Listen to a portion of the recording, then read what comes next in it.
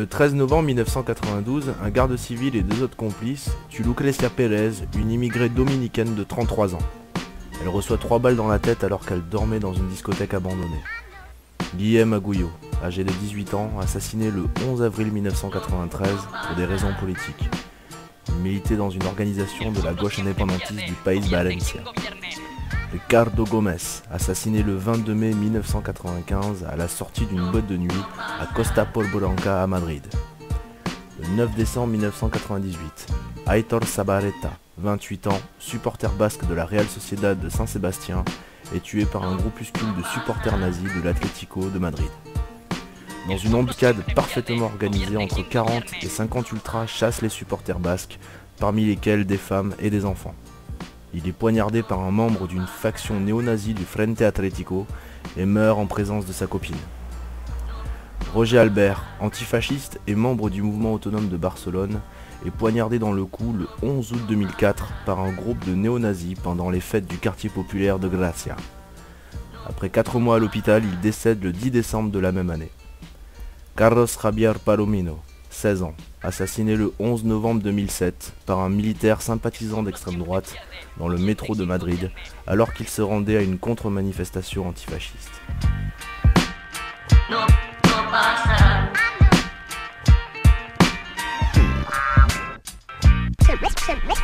One day.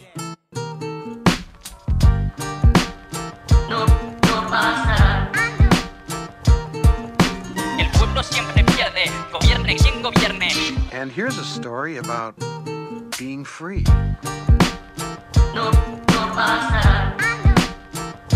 Listen, listen. Gobierne quien gobierne, el pueblo siempre pierde.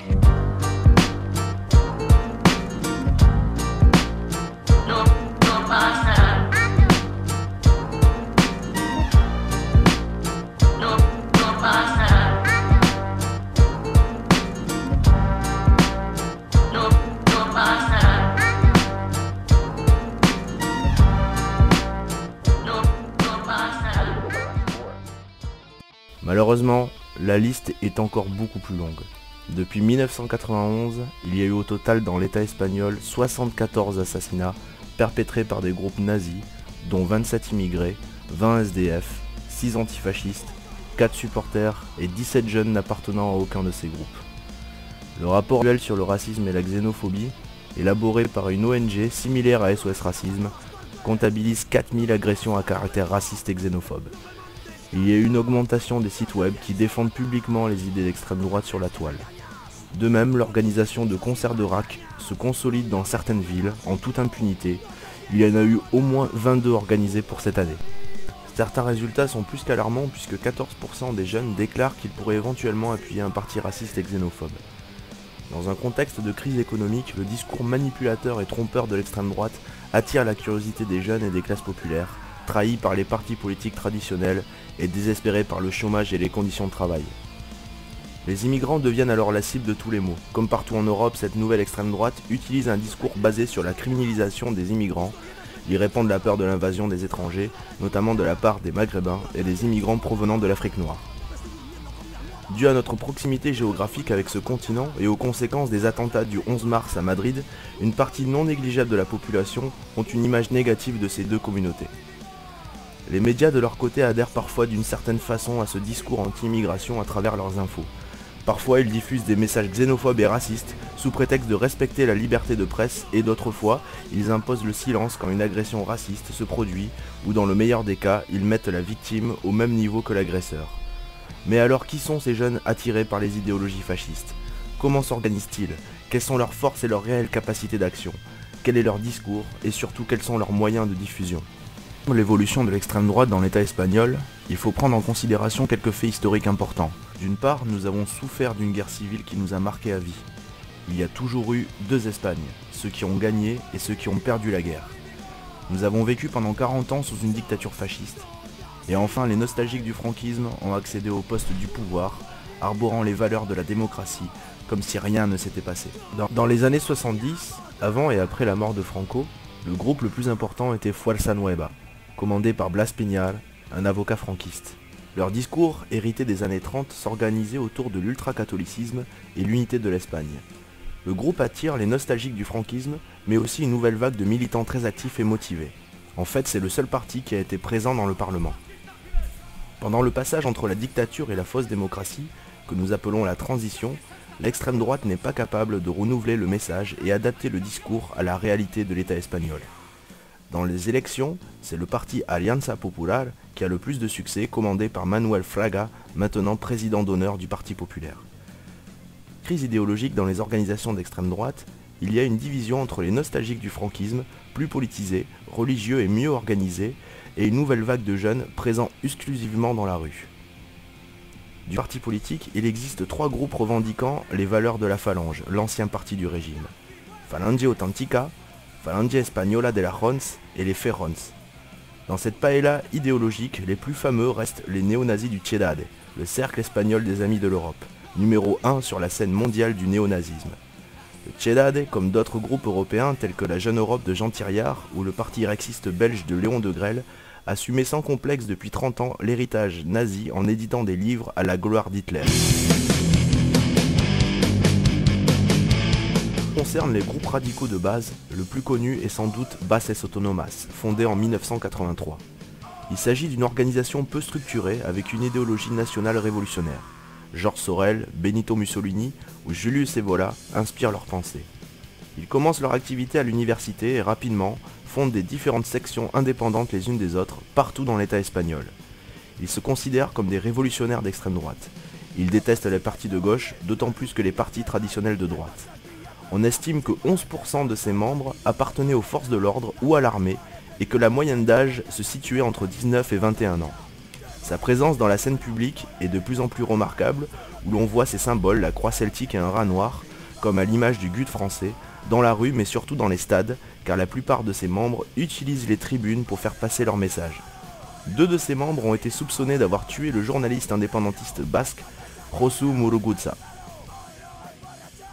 Un des exculpés, Ricardo Sáez de Inestrillas, devient l'une des icônes de l'extrême droite et il est encore le président de la Phalange.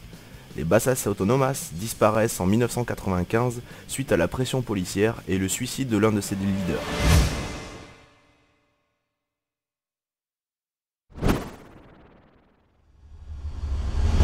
Ces dernières années, le panorama de l'extrême droite dans l'État espagnol a énormément changé. Le recul des partis traditionnels comme les différentes phalanges s'oppose à l'augmentation dans les fils des nouveaux partis tels que Democracia Nacional, Alianza Nacional, España 2000, le Frente Nacional, le Movimiento Social Republicano et le Movimiento Patriota Socialista. Ils ont appris des mouvements pro-fascistes européens les techniques de la manipulation et de la propagande pour adapter le message anti-immigration aux différentes réalités de l'État espagnol. Leurs tactiques d'agitation contre les immigrés comprennent la peur de l'invasion des étrangers, c'est précisément sur ce fait que ces partis insistent. D'après eux, les Arabes pourraient un jour tenter de reconquérir la péninsule ibérique et imposer l'islam. À tout cela, ils ajoutent le cliché religion islamique égale terrorisme islamique. Ce discours peut influencer certaines personnes attachées à la religion chrétienne et fermées d'esprit. La criminalisation des immigrants, à cet égard, ils s'acharnent surtout avec la communauté marocaine en identifiant la couleur de la peau avec la commission d'un délit. La peur de la rupture de l'Espagne, pour eux les ennemis de l'Empire espagnol, c'est-à-dire les délinquants de couleur et les terrorismes islamiques, les séparatistes terroristes du Pays Basque, de la Catalogne et de la Galice, les homosexuels, les prostituées et les marginaux de toutes sortes vont détruire l'unité de l'Espagne.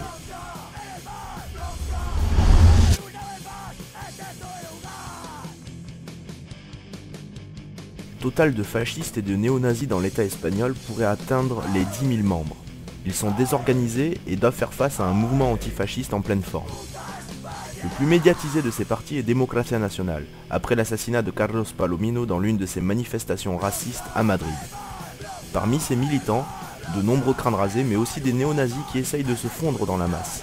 Ils sont aussi violents que les naziskines et ils ont les mêmes idées, mais ils essayent simplement de passer inaperçus. Democracia Nacional, discours raciste, une image de parti démocratique, et dont les éléments néo-nazis qui essayent de garder les formes devant l'opinion publique.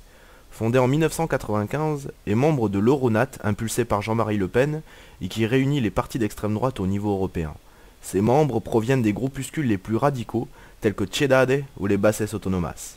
En fait, leur président, Manuel Canduela, a chanté dans l'un des groupes phares de la musique rock de l'État espagnol, qui est División 250. Manuel Canduela a milité dans le groupe Acción Radical, dont ses membres ont été impliqués dans l'assassinat de Guillem Agulló. C'est un néo-nazi convaincu qui a décidé de se laisser pousser les cheveux pour s'éloigner de l'image agressive et dure. Ils n'ont pas obtenu pour l'instant des résultats significatifs dans les élections. En 2008, 12 588 voix, et dans les élections européennes de 2009, 9 950 voix. Leur discours est ouvertement raciste et populiste, ce qui pourrait dans un contexte de crise économique séduire certains jeunes et travailleurs, mais pour l'instant il reste une minorité. Dans leurs manifestations, ils rassemblent entre 40 et 300 personnes, dans le meilleur des cas, et ils s'appuient sur la musique rap pour gagner des adeptes et faire passer leur message chez les jeunes.